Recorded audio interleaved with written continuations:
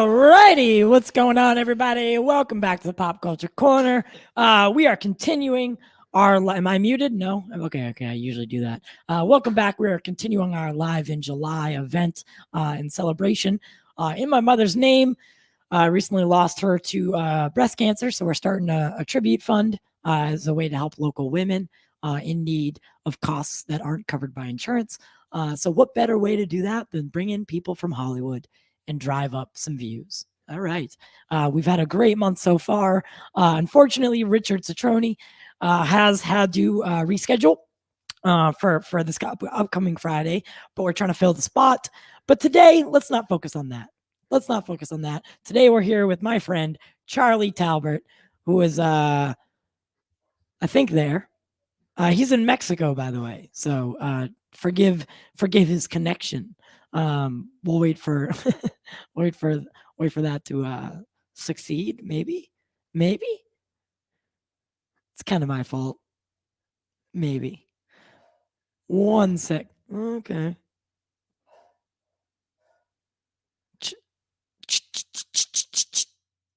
There he is. Just kidding. There he is. All right. Always some interruptions with StreamYard. It's always StreamYard loves to play games with me. 1 second while CAIDEN reaches out to him via Instagram. We'll get him back on. So don't forget to show you some love. This was actually Raging Entertainment's idea. So Charlie told me to get Charlie on. And it just so happens that Charlie Talbert is in Mexico. So his connection was a little bit iffy, but he is here. I just want to make sure that we get his actual screen on. 1 second. Well, he left. Maybe he's going to come back and his picture will be there. This is different. Guys, some in the news. By the way, in the news, Zack Snyder has signed a exclusive deal with Netflix for First Look, Stone Quarry Productions. Big deal, huge deal, the hugest deal. I can't do oh, there he is. Hey, how's it going? Sorry. I was trying to like talk and kind of like wiggle my way out of it. I'm sorry, guys. I'm in Los Algodones, Mexico, drinking a pina colada, and the signal's like, "Oh no, you don't get to play today." No playing today, my friend. So listen. I mean, how'd you get? I watched a lot of interviews that had to do with your start in film. Right. But I would like to hear you tell the story. How did you get started in film? Because it's kind of an interesting story. Well, does being a smartass count? No. It does. I was always kind of a gregarious fella, and we were coming home from the velodrome, cycling velodrome down in Northbrook, Illinois, and I was with what I call my friend and my boss at the time, who ran a car shop that pretty much a lot of my family members had worked at, right at the corner of our block, named Tony Ruffalo, and he was very much like a father figure to me, and we decided we want to get some food, and we stopped off at a Wendy's hanging over the freeway on the way back to Wisconsin, and a friend of mine was working behind the counter. It's like midnight, and I'm just being silly and being a jackass and telling jokes, and I honestly, if you asked me today, I couldn't tell you really what the joke was, but it had to do something with who had the right of way of a pedestrian that's crossing the street with a cane, and I asked what time of day it was and some qualifying questions, and people started laughing, just being a goofball. And this guy comes up to me and says, "Hey, it's Patrick Reed Johnson, who directed and wrote Baby's Day Out, or directed and wrote Space Invaders and co-wrote Baby's Day Out." And he comes up to me and goes, "Hey, man, you're pretty funny. How'd you like to be in a movie?" And I was like, "Are you hitting on me?" I mean, I'm a good-looking fella, but he's like, no, seriously, this is the movie I did. I was like, "Oh, I know that movie." And so I went home. It's about 1 o'clock. I get home and I'm like, Mom, I'm gonna be in a movie. And she's like, yeah. shut up, go to bed. And so he told me to meet him. Hold on 1 second. He told me to meet him over at Planet Hollywood upstairs from there, and the casting director Jane Alderman, who did Rudy, was helping him cast local in Chicago, and I knew Rudy, and I was very excited. And I got there, and the chairs were all super wide, and I'm like, oh, they're definitely looking for fat kids like me. I'm in. And I see this kid that leaves, and he kind of looks like me. And I'm like, okay.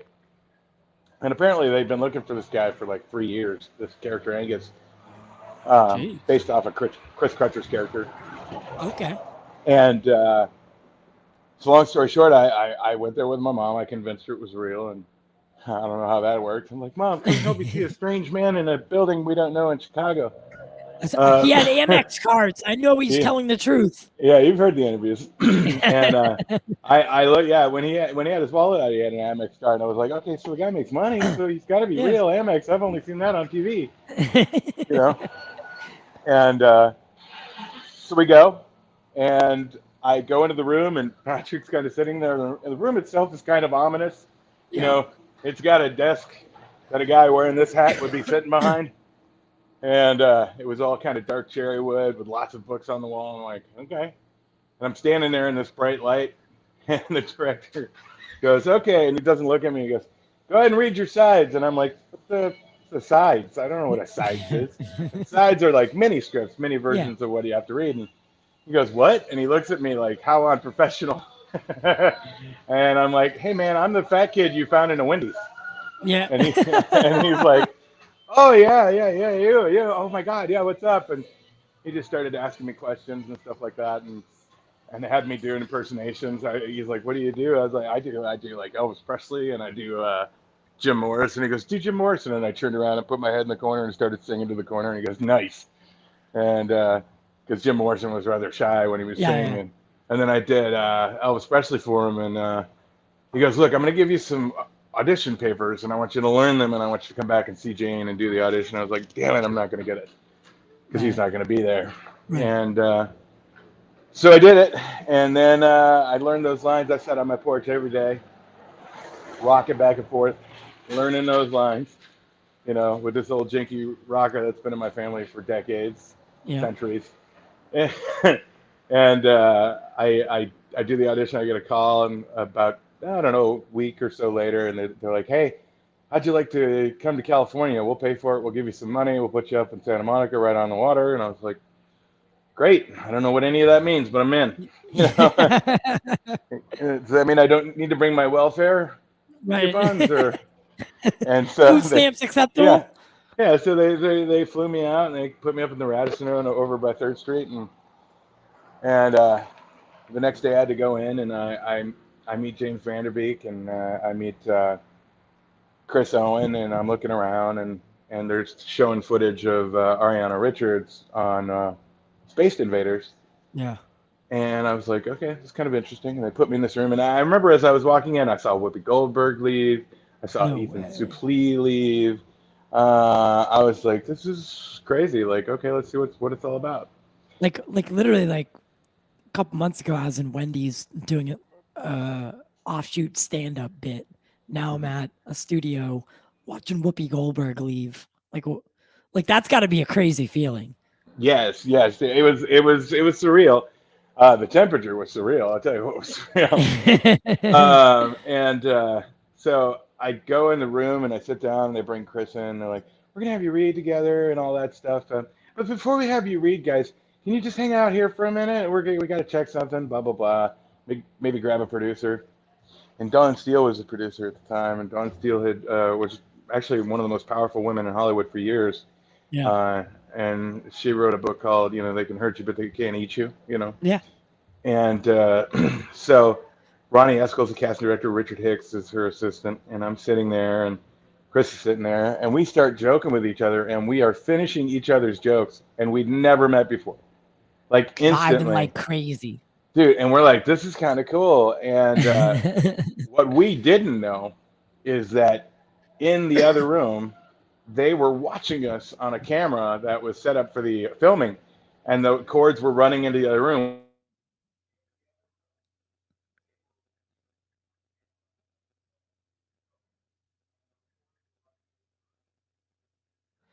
One sec, you cut out a little bit.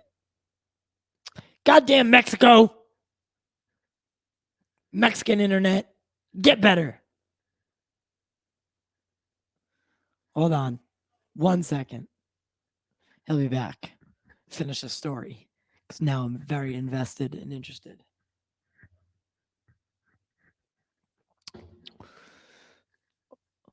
One second, folks, while we have some technical difficulties.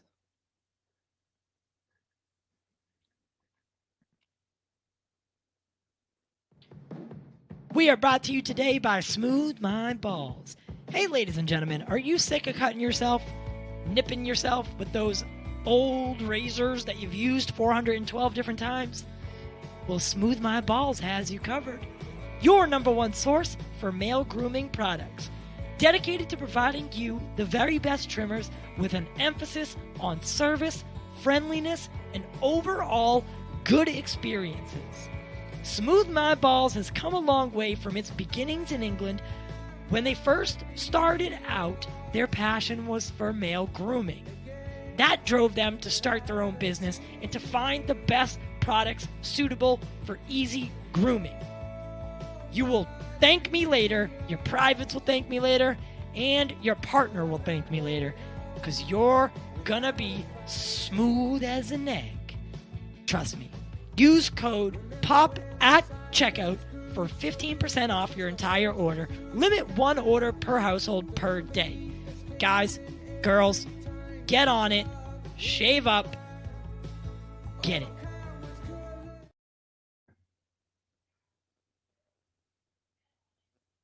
All right. Well, it's just me now. So I guess we can all just laugh at that. But it was weird. It was definitely pretty.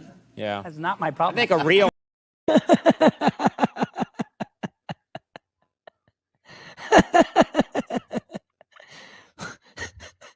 One sec. He'll be back. But so let's talk about some stuff. Well, this has been really weird. God. So some news. You want to hear some news? So today I was given the opportunity to be involved with GWW, Geeks Worldwide, and I'll be writing for them. Well, you know, our brand was going to create a website. We're gonna start that kind of thing, but I don't think it was in the cards yet. Just simply because I don't think we're ready. So I decided to look elsewhere, look for other opportunities, and see what I could do. Get my bearings, see what I could do about learning the craft, etc., etc. So GWW and Casey took a chance, so that they're bringing me on. So that means that the channel Pop Culture Corner will now be subject to getting more exclusives, more early access to things. For instance, Suicide Squad, Stargirl, Titans, things like that. Anything geek related, we'll have a little bit more early access to, and that'll be giving us an edge on the competition, if you will. Wink, wink. While we wait for Charlie, damn that goddamn Mexican internet. Let's bring Caiden in for some comedic relief. Caiden, what's going on? Not much. What's going on? What do you think's happening? What do you think's happening with that Mexican internet? No clue. It's international internet, so it's trying to connect with. Great. It's trying to connect with our internet. Yeah, To it's just mixing and matching. Yeah, it's just not branding correctly. But Nope. you know what? One of my favorite things about Charlie is he was in that scene.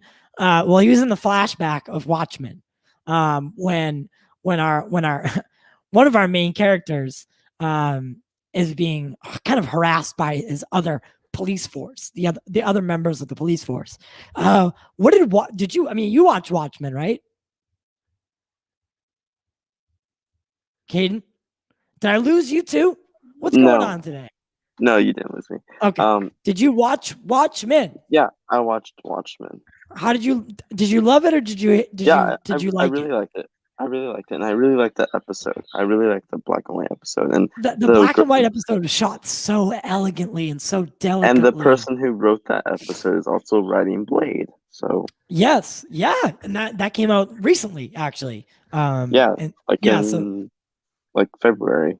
Yeah, so I mean, I'm super. I kind of like a PG-13 Blade. I don't know if it works. It'll as be well. it'll be a hard PG-13, like a really hard, which is like a soft R. Yeah, super PG-13. Excessive violence. Yeah, but just enough. Just not enough to make it R-rated. You know, sometimes even studios like Dirty Dancing. I don't know if anyone knows this, but originally in the 70s or 80s, in the 80s, Dirty Dancing by the Motion Picture Association received an R rating, and the producer called up the MPA and negotiated for a PG-13. So things like that do happen, where you know, people make deals and stuff like that. So who knows, you know, what's going to be in Blade and what the content's going to be like. The article that when they announced the director, it sounded like there was like a lot of directors where they worked with Mahershala and the writer to come up with a presentation for, you know, Kevin Feige, who was Despacito and Victoria, like the Parliament, and they like, you know, and I think Regina King was part of those directors, like big name directors that like do blockbuster films, and big name actors and actresses who are turned directors that do like Amazon movies and all those things. So yeah, like these are big deal people that Bassam went against, and he came out on top. And I can't wait to see what they came up together, and they film next February. So yeah.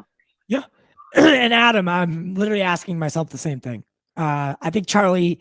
So here's the deal, guys. Charlie's in Mexico, and he did agree to do this interview.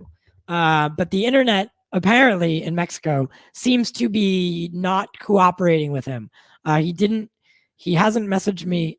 1 second. Maybe I spoke a little too soon. I think he changed directions here and went to a different room. Where's Angus? I love it. That goddamn Mexican internet isn't cooperating with us today, huh? No, I tell you, that heat out here is it's super intense right now. So yeah. By the way, dude, I love the shirt. Oh, thanks, man. We were literally besides being in the Watchmen, I'm a huge fan. Yeah.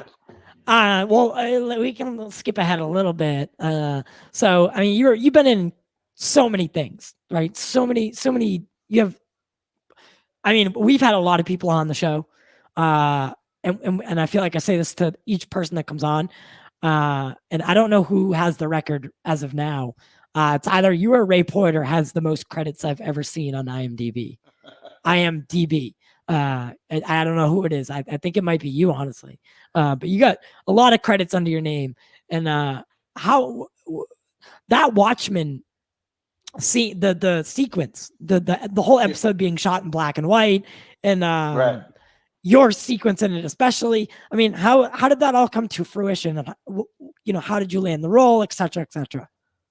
Well, that's kind of a funny story. I went in for I'm sorry, to finish the other story. Essentially, about Chris and I and the auditioning for Angus. Yes, they were watching us, and they decided that we were hilarious. And they were like, we want to see if they can get along. So they came in the room. They go, hey guys, you know, we're not going to film you today. We're going to give you $200 a piece, send you to Disneyland to see if we can get along. And Chris and I were like, the hell's not going to get along in the happiest place on earth with $200 in their pocket? Right. But I said, okay, I'm willing to take that chance if you are. So we did that, and then the next day we met. A couple days later we met Vanderbeek, and you know, we didn't click with him quite as well, but he was really talented, and that was exactly the dynamic they wanted. Yeah. And now to answer your other question, I originally auditioned. I got a call from my agent, and she says, Charlie, and I was like, yeah, Fiona. She goes, how would you like to audition for Fat Man in Crowd? And I'm like, no, I'm good. Thanks, I appreciate it. Yeah. You know, and the character she's talking about, you know, I'm like, Fat Man and Crowd just does not sound appealing. She's like, you want to audition for Fat Man and Crowd? And I'm like, nah, I don't really want to. She's like, it's the Watchmen. I said, where am I going? Yeah, exactly. What time? When? Yeah. So, because when that's not Watchmen the descriptive. movie, well, when Watchmen the movie was being filmed, I found out about it and I tried desperately to get in on it, but at the time I was just too darn young. Yeah. You know? And oh man, I couldn't imagine. Oh God. 2009? You weren't that young in 2009. Come on. Comparatively to, because I think they were looking for people to play the Nixon, the Kennedy, all the like doppelgangers. Oh, okay. And I would have killed to be. Snyder had a clear vision. Hi, I'm not a crook. I can be Ronald Reagan. Well, I could do it. Bring it on. And so she goes, Fat Man and Crowd, and I'm like, okay, yeah, let's do it. And I got in the car. I drove 7.5 hours to go to the audition, and I went into the room, and the line was something to the fact where I'm talking to Silk Spectre, Amy Smart, and I go, hey, what are you arresting him for? He's a hero. You expletive deleted, and and I changed the sites. I shouldn't have done that. You don't go into a Damon Lindelof project, with Steven there, the director, and you just change the sides. But I went in and I said, I changed him to somebody a little bit more kind of empowered about what's going on. And I says, what are you arresting him for? He's a hero, and we're joking about it. And I stopped and I go, it's not fair. It's not fair. And I started getting this imaginary crowd hyped up, and the director was like, Attica, Yeah. And so I left the audition, and they called and they were like, yeah, you didn't get it. And I was like, cool, that's great. That's just yeah. I got 7.5 hours to think about not getting it. That's awesome. Okay. Right. So I ended up booking a part on NCIS New Orleans, and I shoot that, and I get a call, hey, can you come up for another audition? The director's got another part he wants you to read for specifically. And so I ended up making him a tape first, and then I went up and I do the audition, and I did it where I'm like sitting there reading a newspaper, and they come in and they're learning their problem, Glenn Fleshler and all those cats, and so he goes, that was really good, Charlie. He goes, now where are you from? And I go, oh, I'm from Kenosha, Wisconsin. And he goes, where's that? I go, oh, it's the southeast corner of Wisconsin. It's like between Milwaukee and Racine. And he goes, where's Wisconsin? And the casting director looks up and goes, what? Are you serious?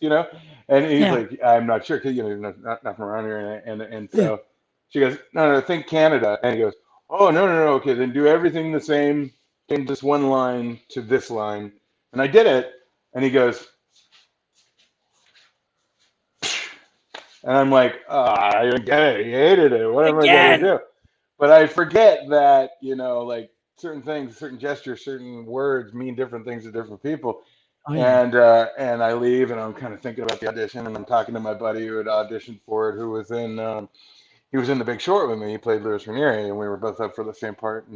And we were showing each other our tapes, talking about it. We're just like, what do you think? Maybe you, maybe me, maybe you. And I got a call a few days later, and they're like, yeah, you're the guy. And I was like, I just burst into tears. I was like, this is amazing. This is awesome. Yeah. And I remember, I know Greg Nicotero worked on a lot of special effects for it. I know that I was very excited. Yes, very much so. And I was super excited about being in this world. Not only is it a DC world, but it's the Watchmen. I mean, you can't, and I remember the day we were shooting that scene, that first part of the scene there, and the director, Steven, he had showed us the reveal of the episode. And I'm just like crying. I'm like, I'm in this episode. I'm in this origin episode of a DC character. I'm like, this is ridiculous. And then and he was playing it to like the Whiplash, the drum beats from Whiplash. And I was like filling with emotion. And I'm like looking at Regina, and I'm crying, and she's all smiley. And I'm just like, this is amazing. And then I realized, oh yeah, you're here to work. So right. I dried my little eyes, and I'm standing there in front of Regina King and Giovanna Depp, who's brilliant. And I'm looking at Regina and I go, you're never going to know this feeling, Regina. And she goes, what's that? I said, this beautiful, amazing feeling. She goes, what's that? I said, sitting here trading lines with Regina King. Yeah. And she's like, you're sweet. I had such a blast on that shoot. And Glenn Flesher was a sweetheart, and he's Yeah. the fella, that burns down the place, who's nothing like any of the characters he ever played. Yeah, of course. So kudos for somebody giving him an outlet to get all of that out, because he does it so well. Right. I mean, you spoke about Nicotero. I was just thinking about Nicotero the other day, and like how that guy is such a genius when it comes to not like special effects. I mean, clearly, things like The Walking Dead has had such success. Do you have a favorite project that you've worked on? I know for a lot of actors or actresses, it's hard to answer. But is there a favorite project that you've worked on that maybe, kind of like changed the way you thought of filmmaking or special effects, yada yada? Can't say The Watchmen. We just talked about The Watchmen. You don't tell me what I can't do and cannot do. I'm just kidding. It's The Watchmen. Actually, honest to God, hand to God, The Watchmen was the most excited I had been about booking a project next to the Underground Railroad, which was directed by Barry Jenkins. Yes. Which is on Amazon now. And I did an episode called, The Great Spirit, about Joel Edgerton's character, who's younger at the time, and what kind of puts him in his frame of mind. Yes. And I get to do all the origin stories. That's the beautiful thing about. That's your thing, yeah. And that's I get hired to open a lot of people's movies and close a lot of people's movies. And normally when it's a show, it's usually their season finale or the season opener or the mid-season sweeps. And I think it's just because I'm like the right amount of dramatic to make TV killer, and I'm like the great amount of fun to make movies roll. Right. No, I love it. So I like to call myself Charlie Bookends. Charlie, when I saw when I saw you in Watchmen, and then I haven't got to the Underground Railroad, but it's still queued up. It's I've had a long list of things that I've had to get through. But when I saw you in Watchmen, I was like, I mean, this guy is just so versatile. Like, he's just in everything. Like, there's not a project where I feel like I haven't seen you in, or like seen a glimpse of you in. And I just think, what a career you've had. A lot of people, I don't think a lot of people would appreciate it as much as you seem to have. Let me sum up the question that you're trying to tippy-toe, or the statement that you're trying to tippy-toe around, by telling you my first opening line when I was doing stand-up at like the Comedy Store or something. I'd walk out, and can I swear on this channel? Go, do whatever the fuck you want, man. All right, forgive me, guys. This is just reiterating a joke I would normally do in a club. I come in, I go, what's up, guys? I'm Charlie Talbert. You might remember me from such film as Angus, or, this, that, whatever. And I go, that's right, guys. I started out doing film and television, and now I'm doing stand-up comedy. Boy, did I fuck up. I've been Benjamin Buttoning my career, where, like, I just worked with Jeremy Saulnier on a project, but in that project I had no lines, but purposely. Like, I had no lines in this project, and I was like, this is exciting. And I could have not done it or done it, and I was like, I love Jeremy Saulnier. Like, you've seen The Green Room with Anton Yelchin. I was like, I have to just do a project. And it was right after COVID. I was like, so what, what is it going to be? And everything's the name, the contracts, everything's the same. You're working as an actor, but you come in and you do this stuff. And I was like, this is amazing. I want to be in this poignant scene in the movie, And I'm like, I'm going to do this. And I did it. And I just remember getting set and said, I got to tell you a little bit about my career, and starting out and like doing film. And then, right. But what happened was I had quit for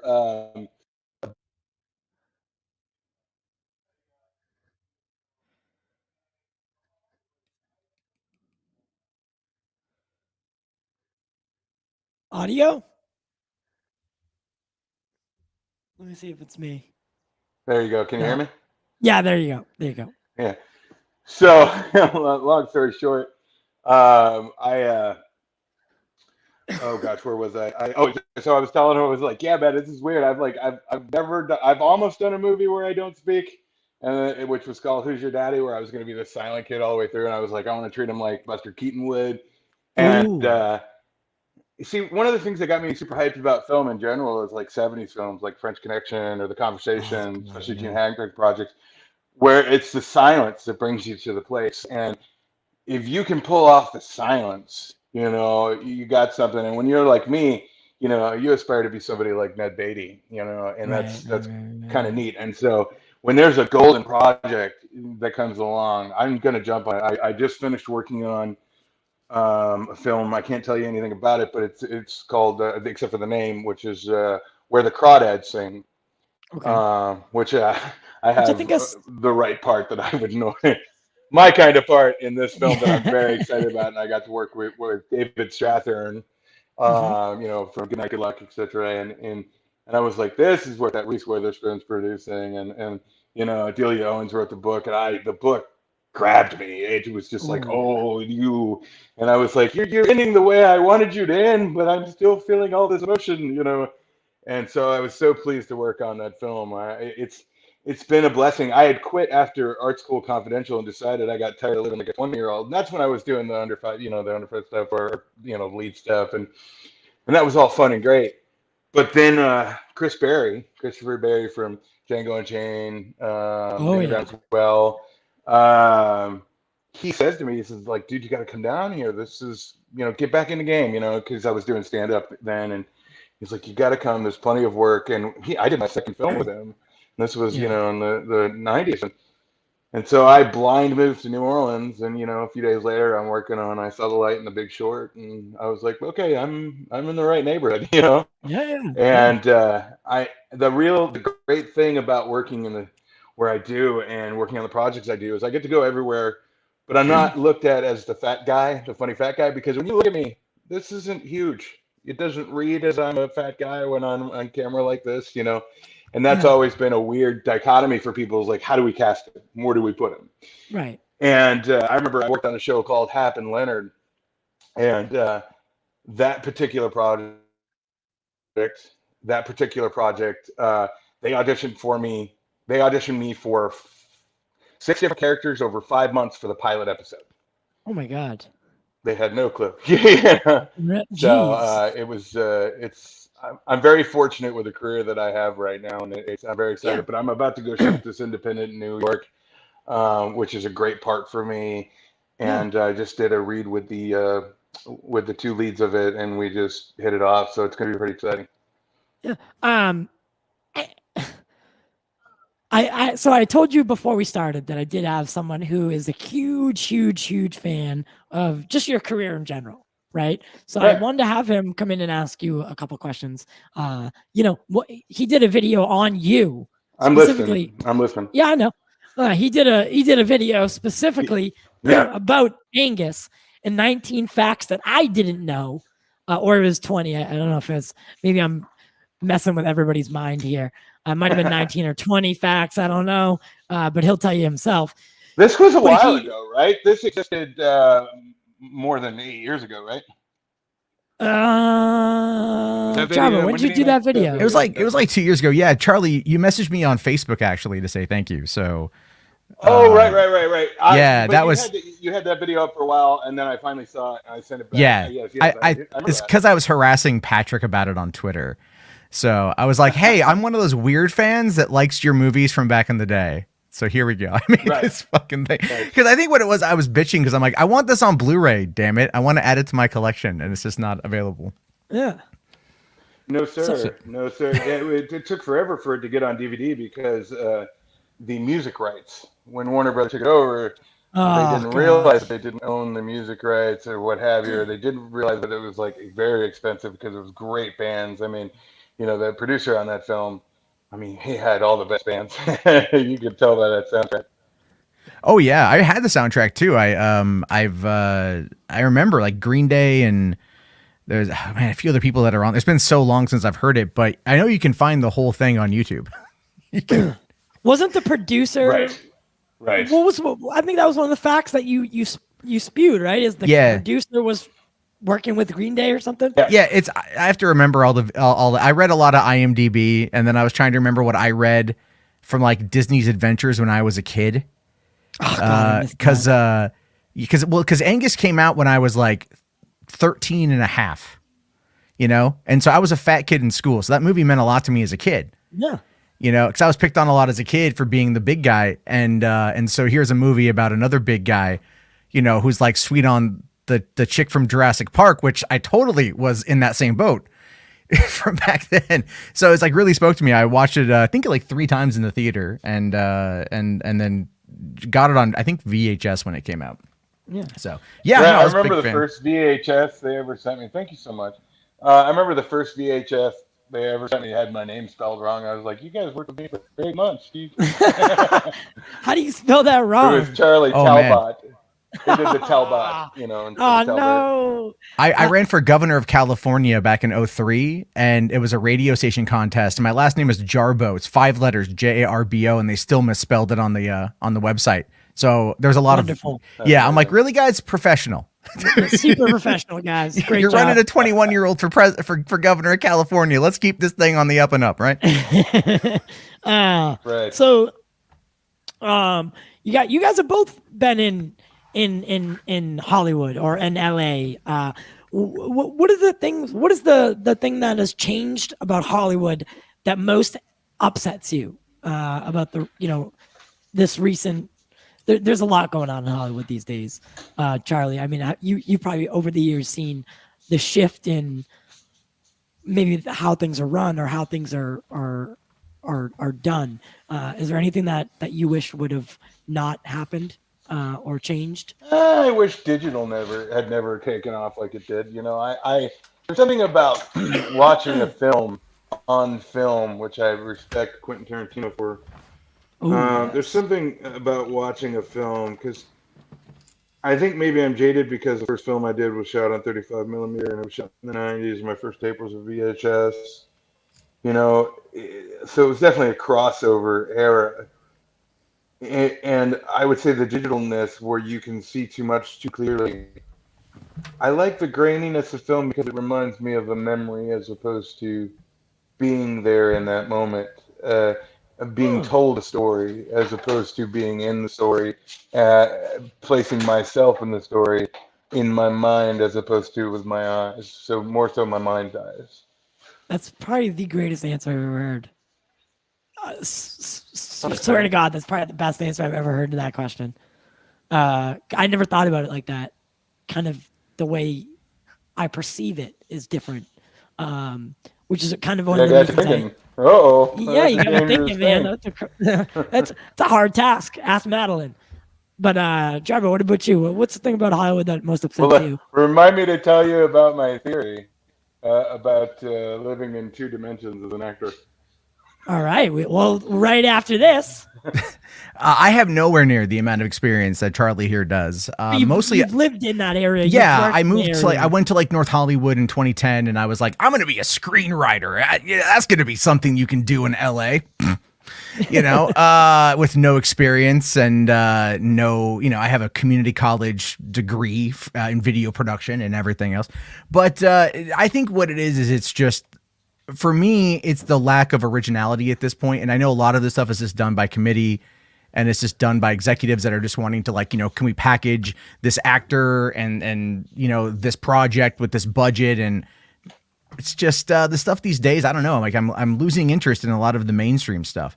You know, what Nicolas Cage is doing is probably the most fascinating right now. Playing himself? No, well, there's that, but also just, I mean, you know, like Pig or Willy's Wonderland, or just like he hit kind of peak effort, you know, and like just goes out and does what he wants, and it just gets more interesting stuff out of it. No, you're right. You're right. I honestly, I do like what Nick Cage is doing right now. Is because Nick Cage, I mean, a lot of people would argue that Nick Cage is doing it because he needs money, but Nick Cage is actually doing it because he needs, because he wants to. That's because Nick Cage does what he wants when he wants. Well, if you have the money, you can just do whatever the hell it is you want. Like no one's gonna care. I'd love to work with him. He's on my list. Really? Nick Cage is on my list for sure. I've heard a lot about Nick Cage.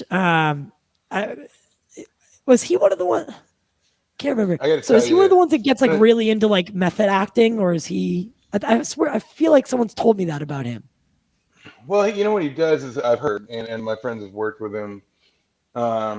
Is he really does. He's not on all the time, but what I understand is just up until shooting, just before you start shooting, you do shut down a little bit, kick everybody else out of your mind, and you go into it. That's what I've heard. But I would love to find out firsthand. I'll tell you that much. Hell yeah, man. Hell yeah. So what's this 2D theory on acting, or whatever you said? The 2D theory on acting. You got it. Did I nail it, or did I butcher it? No, you got it. Well, the thing is it's kind of weird, man. So one of the things I like, and you say, well, why somebody like Nick Cage? I grew up working, watching these people. When I was having a rough life, and I needed to cry when I needed to cry, laugh when I needed to laugh. These were the people that did that for me, and now I get to work with them. Right. I get to interact with these people that did not exist in my world, but in this, in this thing, and this is, I'm not on acid before we go. Would be cooler if you were. It's be a lot cooler if you did, man. Yeah. So, why would somebody disclaim something? No, I'm just kidding. So, no. So it's basically we're living as an actor. People down the line, people I've never met, will go, "Oh, I love that guy. He made me laugh when I needed. He made me feel better about my size. We're talking right now, and up until a little bit ago, you were not in my world as a person. I didn't know you. I physically wasn't connected to you. I could not put a face to a name. I could not put a voice to a face. That's the thing, right? But you knew me. But now you know me as a completely different person." But I can tell you what was happening on that film while you were watching it, while I was living my life simultaneously. So it's kind of like a multi-dimensional living. Super interesting, because I swear I've had thoughts like that. It's super weird because like even it's existential is what it is. Very existential, and because I mean, I'm not gonna lie to you, like for the past 2 days I've been watching interviews or videos that Jarbo made or things that like Jarbo made about you, and I formed this whole opinion on like who you are as a person, what you're like, how to talk to you, and your whole existence up until the moment I met you. But nothing could compare to what it's like when I actually say, "Hello, Charlie," right? So it's like a direct, I'm directly apprehending who you are as a person. And I think I will forever know, we'll all three forever know each other, and we have shared a screen together. So yeah, exactly. That's awesome. So Jarbo, do you have any dire questions? I know you said you had a lot. I think, yeah, because I'm pretty much just like, I didn't even know that was you in Watchmen. Like, I've seen Watchmen. I didn't even know until recently. I was like, oh, holy shit. I've been out of the, there he is right there. Yeah. It's looking like, good, too. Looking good. Thank you. Definitely. Yeah. Now you can still speak when the picture's up. Yeah, I know. Yeah, I know. StreamYard. It's been God, like, I love that scene. What's that one from? Some things, because I think my biggest thing is Angus. That is true. Because you know how it is when, like, you watch someone and you see something and then like that's kind of what you fixate on for years. But I'll tell you, like, the reason why I ended up doing that video was because I was looking around one night and I came across I guess the movie had been put on Stars, and they'd been playing on Stars or something. And so someone had put out this 1080p rip of the movie that I saw floating around one night. So I just said, you know what, screw it. I can't find it. I'm just going to get it. And I went and I watched it again.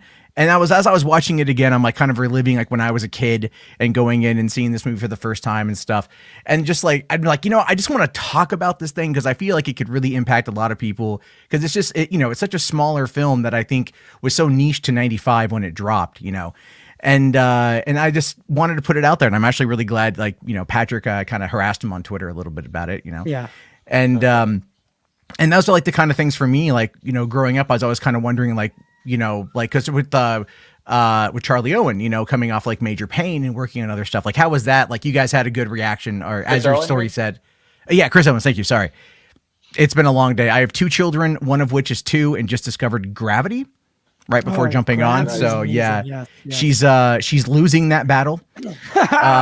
And so, you know, I but remember she the tries. audition I discovered gravity in.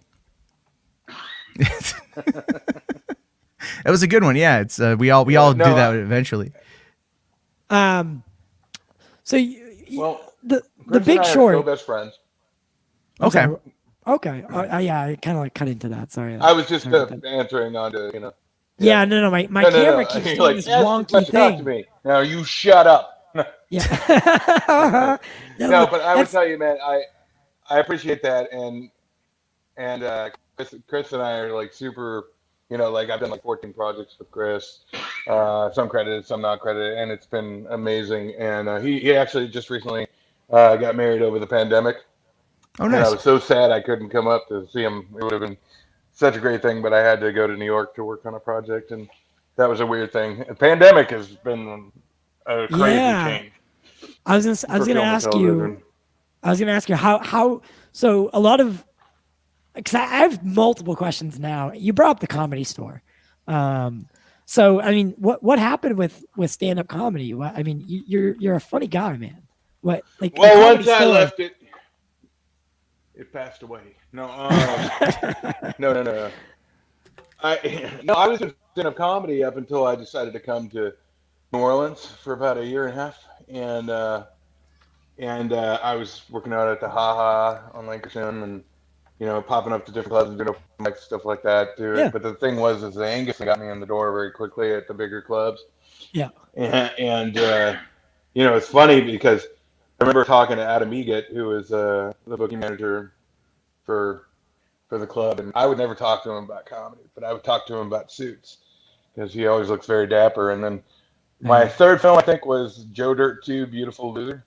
And I'm standing there with David Spade, and I've got Fred Wolf, and they're writing our lines, and I've got James Moses Black, and we're doing the scene where he goes back in time. This ridiculous movie. It's like a zombie movie. You put in front of me, I'm gonna do it. If you're gonna give me some SNL people to play with, I'm in. And there's a funny tie into all this is, it was one of those things where, oh gosh, I lost my train of thought. Forgive me. David Spade, Fred Wolf. What was I answering to? Yeah, what was I answering? What happened with stand up comedy? Where'd it go? Oh yeah, You're a funny guy. Adam. So I'm standing there, and the other person in the scene, he comes into the trailer, and this is what blew my mind. That's why I lost my place. Was Adam Egan. Adam was really good friends with David Spade, and there I am, moved completely away from California, stopped doing stand-up, and there I am standing on set with the same guy, you know, that runs the place that I was doing stand-up. But when I moved to New Orleans, there wasn't really too much of a call for stand-up comedy there, and most of the stand-up in New Orleans is half burlesque for the most part. I know it's changing a bit now. But it's kind of a weird environment when you have people shaming their own body, and then you have these beautiful people coming out and sharing their body. The audience just doesn't mix. And my comedy was a little too brash for that. So I was like, you know what, just focus on the acting, Charlie. And work just started coming, and I was like, well, I gotta do that. I love stand-up. I have so many stand-up friends, you know, and I respect them for what they do. The reason I got lost in thought in there is because I had remembered when I was standing there next to David Spade, and we were talking about Greg Nicotero earlier, I had Chris Farley's jacket from Beverly Hills Ninja, and you can see that jacket in, Who's Your Daddy? I think you can see it in the one that you just showed a picture of, with the guy holding the dildo in front of my face from Seinfeld. That jacket was designed and built out of car upholstery by Greg Nicotero, and it is the exact same jacket. And I was scheduled to play Farley's kid on his brother's show a month before he passed away, Kevin's show, with Peter Dobson, called Head Over Heels. And so I have actually just recently given it back to a friend of mine who's a cast member on The Walking Dead, and she is now delivering it to him on set, or has delivered it to him on set. So it's kind of a small world. It's just you brought me down on rabbit holes. So, sorry, I got lost there for a minute. And that's what happened to stand-up comedy. Yeah, I mean, comedy. Jackets. Yeah, jackets. Stand-up comedy. I mean, I'm a huge Joe Rogan fan. And I mean Joe Rogan and the Comedy Store, right? You mentioned the Comedy Store, Joe Rogan pops into my head, and then obviously Carlos Mencia and guys like that, scumbags and people like that. So I mean, the Comedy Store is just such a crazy place, and it's somewhere I've always wanted to go and experience for myself. And I mean, you've experienced it from up on stage. Is it a welcoming place? Yeah, behind the scenes, Oh Yeah. yeah, the first thing I went to, there's a bullet hole in the back of one of the Comedy Store signs as you're walking towards the belly room, and that was shot by Sam Kinison at Andrew Dice Clay for calling his wife a bitch or something like that. And my first picture there is me pointing at the hole, going, I was on the grassy knoll, and it was definitely one of those things where I just love. The same reason I like doing film and television, besides, touching people and helping their, get through their feelings and stuff like that, touching their heart when they need it, is doing stuff like that. So anywhere I go, I like to do the thing that place is known for. Or if I work with an actor, I like to kind of delve into the history that I want to know about, just like we're doing here. And so I'm kind of a fan of it all. But I do enjoy the film and television. And you can always go back to it, and you always have these great stories, and that's the beauty of doing what we do. Yeah. Is there someone that you would like? Is there a director that you would love to work with, or like that you aspire to work with? I feel like directors don't get enough credit. I would tell you, I had an audition during the pandemic, just before the pandemic, and one during the pandemic as a callback for Martin Scorsese. Oh, Wow. And they called me in, and I'd never been in for him before, and it was kind of interesting. I didn't get to meet him, because it was all COVID times, and but the fact that I was doing work that was seen by him, and then I got to send in another tape and do that work. It's one of those things where that's enough for me.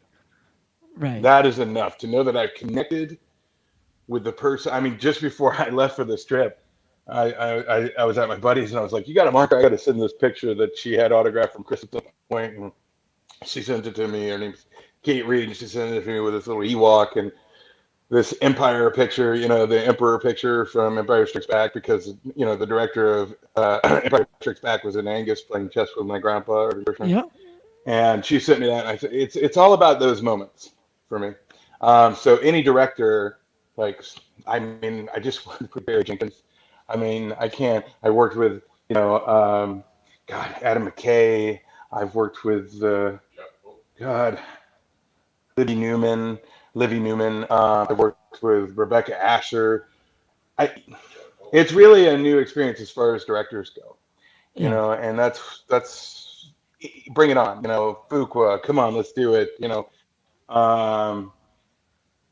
pretty much anybody that's independent or whatever that wants to do it, I'm in. I don't care where you're at as a director, as long as you're excited about your vision. There are directors, of course, I don't want to work with, but that's every director I've ever seen and like their movie.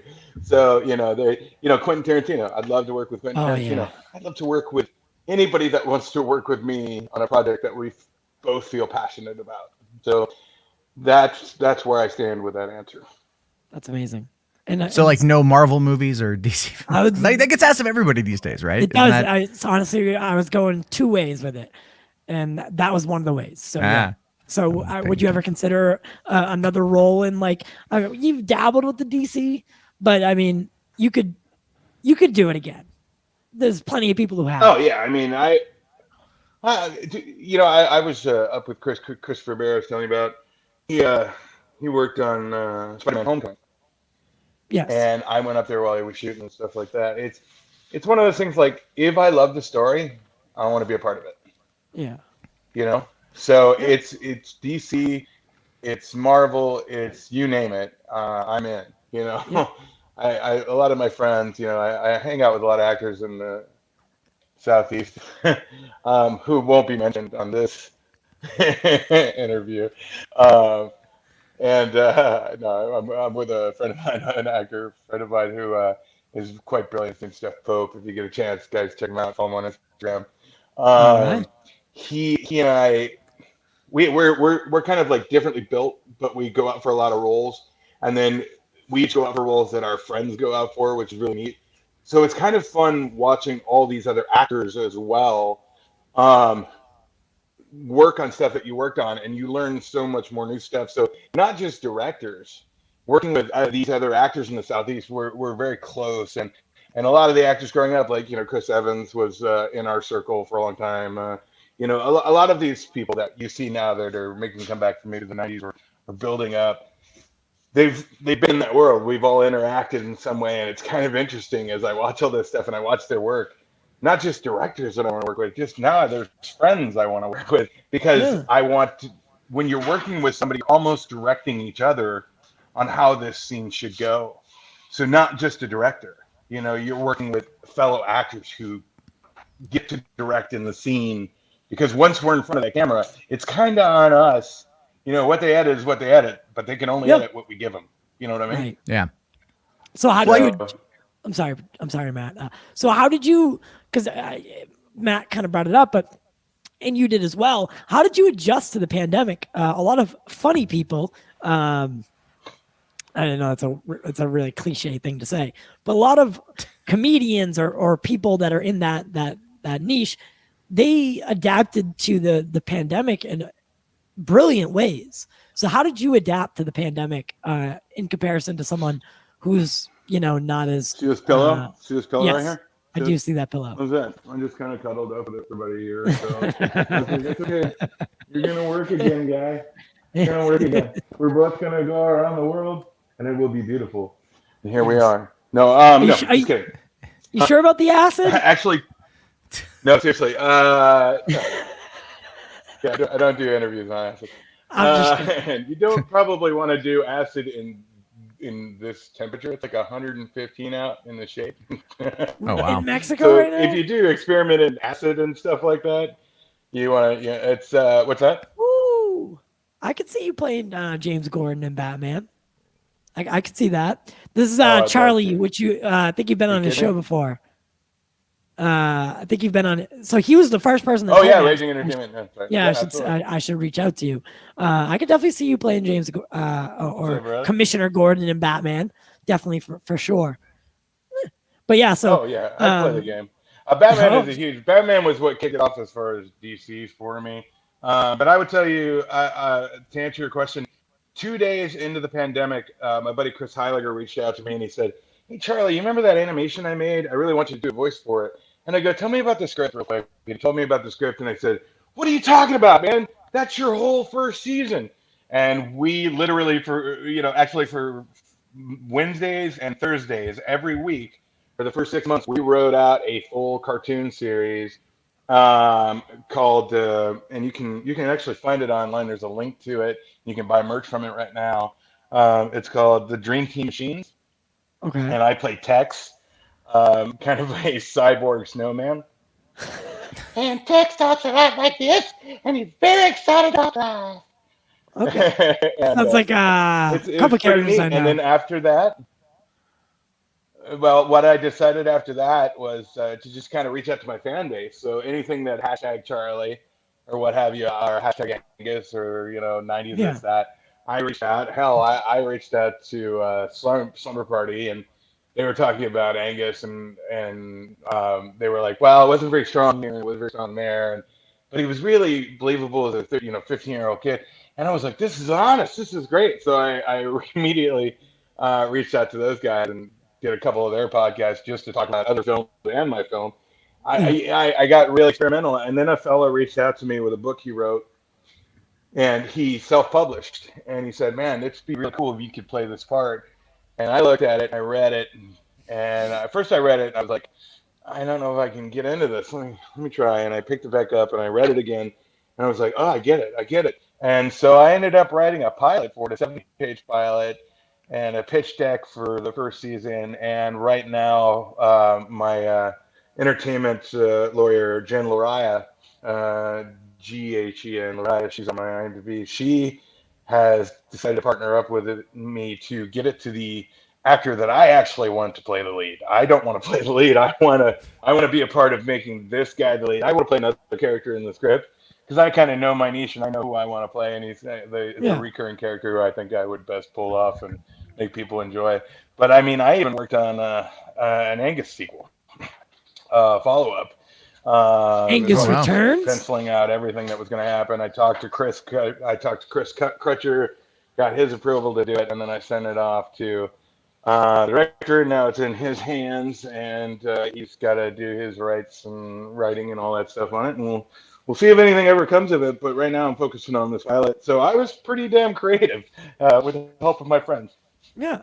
Well, I mean, that's really good. I think that's what it took in the pandemic was staying creative and staying motivated in a time where people are telling you, like, you can't go outside, you can't do this, you can't do that, you can't do this, you can't do that.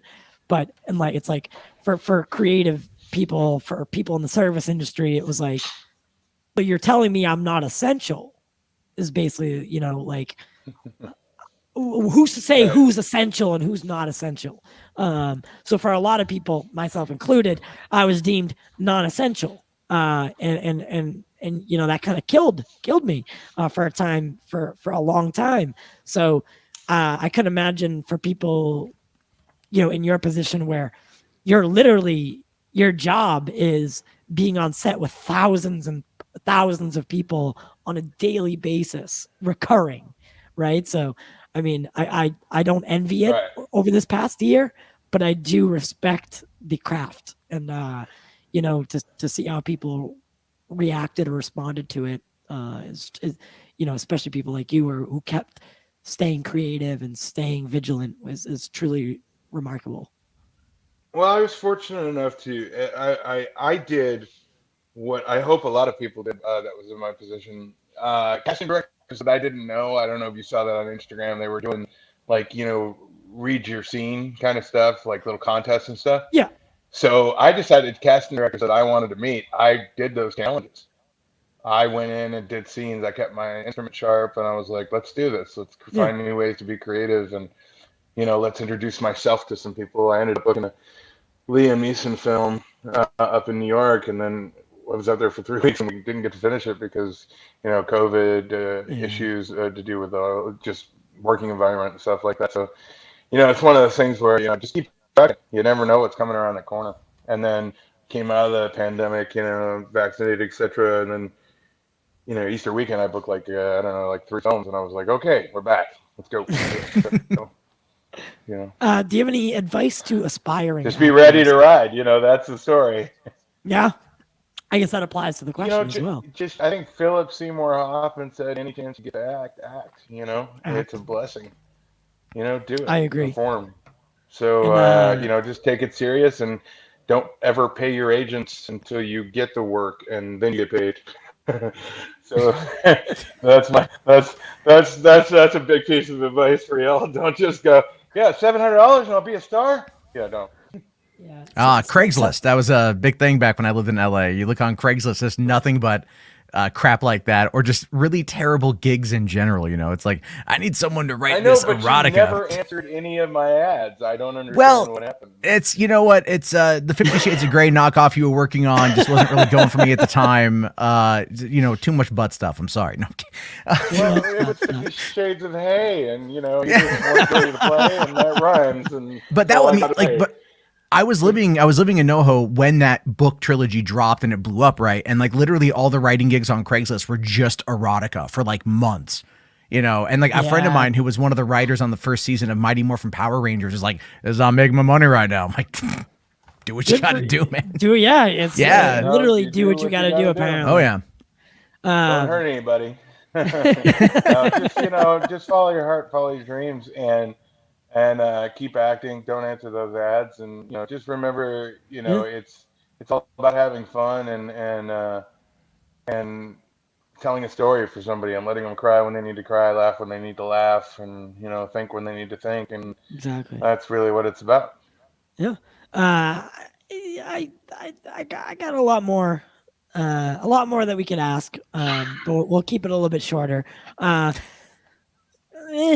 because I could test the waters here and ask you what an Angus sequel could be like, but it's still not development phase, so you're not going to answer it anyway. But I do want to thank you very, very, very, very much for joining us tonight and being a part of this event that we're raising money for. I did lose my mom. Sorry to hear about your mom, and yes, I'm glad to be a part of it. Yeah, it's been tough. But we're trying to raise money for a good cause, helping local women with. I mean, my mom spent countless dollars on things at CVS that aren't covered by insurance. So trying to help women with that kind of stuff. And I truly respect that you helped us and decided that you could be a part of it. So where can people find you on Twitter and Instagram? I think it's at Charlie Talbert, right? I just typed in my Charlie Twitter Talbert is more passive. My Twitter is more passive than anything. Please feel free to follow me on Twitter. But if you want to talk with me or if you want to comment on my stuff and know that I'll see it, not even my Facebook really. You want to go to Charlie Talbert _performer, and I answer my messages. You can ask the Raging Entertainer. You can ask I'm there. Just reach out, and if I can answer you, I answer you. If you get too personal, guys, I'm not going to answer you because there's a level of distance we got to keep from each other. But I'll try to be as open and chatty as I can possibly. Yeah, we may want connections because of the pandemic, but whoa. Yeah, for real. I'd like to connect from you from afar. Yeah, from a distance through the computer, but not I'm together. always there to hang out with you, and I always like funny jokes and things like clean funny jokes and stuff like that. And so if you send me a message, or just follow my account or whatever, I'll be there. So and I think the next thing you can see me on film wise will be Anna Lily Amerford, who did The Bad Batch. She did a movie with Craig Robinson, and I'm gonna blank on her name. Goldie Hawn's daughter. Help me out. Kate. Oh, Kate Hudson. Kate Hudson. Kate Hudson, and that is called The Blood Moon. And I'm really excited about that film coming out. And there's a few other projects, but that's it. That's where you can find me. And if you rewatch this interview a bunch and share it with your friends, they'll also tell you how you can find me. Yeah. I see. Wet Movie 1 is as a friend of yours. Yes, very much so. Charlie says he was an interview who turned into a friend, Brandon. So yeah, it was just one of those things. Yeah, that's what I love about this game is I never Supernatural. I know this is like super off topic, but Supernatural is a guilty pleasure favorite show of mine, and now I'm friends with the guy who played the devil in Supernatural, just because of a show like this. It's given me a connection with people like that, and when you're friends with the devil, you get spared, and I think that's pretty cool, and that's why I do it. That's why I do it. Is why I keep going. Have you ever danced with the devil in the pale moonlight? Yes, exactly. I have. Yes. I have, and I will again. Bring on the pale moonlight. It is on. Yeah, and actually, we'll be doing it again this Friday. Hopefully, he'll be coming back. But no, Charlie, seriously, thank you so much, Jarbo, and thank you for joining me as well. Yeah, sorry I couldn't get here a little sooner. No, it's okay. Co-host bailed on me. You know who you are. No problem. But no, I had a great time. Charlie, we'll have to have you back, man. It's just really fun. Absolutely. It's a pleasure and an honor being here. It's on. It's a fun interview. Thank you. No, you're just fun to talk to, honestly. Like, to be honest. Oh, thank you. Right? You're just fun to talk to and to see where things go. Next time, no agenda. We'll just throw out the fucking scripts and go. Easy peasy. Yeah. Fuck yeah. All right, guys. Hardcore. We'll end it hardcore. Yeah, maybe you got some acid in there. Who knows? But no, guys, thank you so much for tuning in. It's happy hour somewhere, man. In Mexico, what? 7:45 in Mexico. Jesus. It's 7:43 in Mexico. Yeah. Hey, the sun's just going down, right? You got about an hour to go until the sun's fully down. Go out, get a Corona. Yeah. Not that Corona, another Corona. Yeah, we've been trying to stay hydrated. Had some meetings with watermelon here to keep hydrated. I'm like, keep hydrated. Hell yeah! It's a heck of a drive from New Orleans to, to Yuma to here. So, make your dreams come true. All right, just do it. How did that play? Yeah, I don't know how that just came on there. Oh my God, Shia LaBeouf, where are you? I don't know. All right, no. Thank you all for tuning in. Listen, it's almost 11 o'clock, and I got to make it to the convenience store before it closes. So I'm gonna be pretty quick here. Make sure you subscribe to the channel, donate, and join. All the links are in the description below. If you're listening on Spotify or any of our major podcast platforms, you can check out this interview on YouTube and see Charlie and Matt Jarbo's beautiful faces, and follow them on their social media platforms, which are also included in the descriptions below. Guys, we do it for you. We do it for the culture. I didn't have to.